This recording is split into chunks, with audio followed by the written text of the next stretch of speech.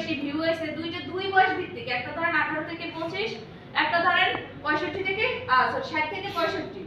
এখন কোনটা বেশি পছন্দ হয়েছে, কোনটা বেশি ভিউ হয়েছে, কে বেশি কোন প্রোডাক্টটা কিনছে, এটা তো আমরা জানি না, জানি।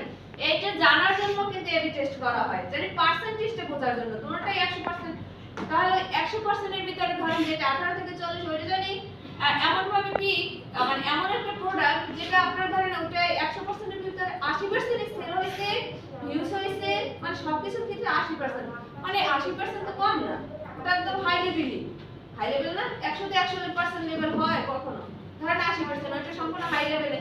ধরেন এই সেই একই প্রোডাক্ট কিন্তু এই যে 65 থেকে যে 60 বছর করে তাদের ক্ষেত্রে জানি 50%, মানে 50% চলে আসছে, 80 থেকে 30 কম পার্সেন্টেজ। দেখেন ওই একই প্রোডাক্ট কিন্তু বয়স ভিত্তিক সবার তো আর পছন্দ এক না, তো সেটাই আলাদাভাবে আমরা কিভাবে বুঝবো? ক্রিয়েটিভ স্টাইলে গেলাম, এখন আছে সিলেক্ট টু ক্রিয়েটিভ অ্যাডস, আমরা এখানে ওকে করে দেব। এখন নেক্সটে যাব। এখন দেখেন এখানে আছে choose the ad set for your test, এখানে দুইটা টেস্ট দিতে বলছে, একটা অ্যাড সেট এ, অ্যাড সেট বি।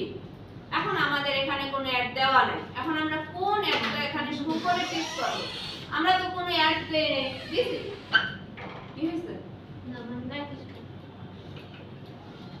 এখন আমরা কোনো অ্যাড দেইনি, সেজন্য আমাদের কোনো অ্যাড শো করে না। এখানে দেখছেন এই যে টেস্ট বি, এটা যখন আপনি কি করবেন, টেস্ট এ ক্ষেত্রে দিবেন একটা সিলেক্ট করে, আর বি ক্ষেত্রে দিবেন একটা, তারপর নেক্সট গেলেই আপনার ওখানে একটা অপশন আসবে। এখন এগুলো কোথায় গিয়ে দেখবেন? এবি টেস্টের যে ভিউ রেজাল্ট, এটা কোথায় গিয়ে দেখতে পাবেন জানেন? কোথায়? ওখানে গিয়ে দেখবেন।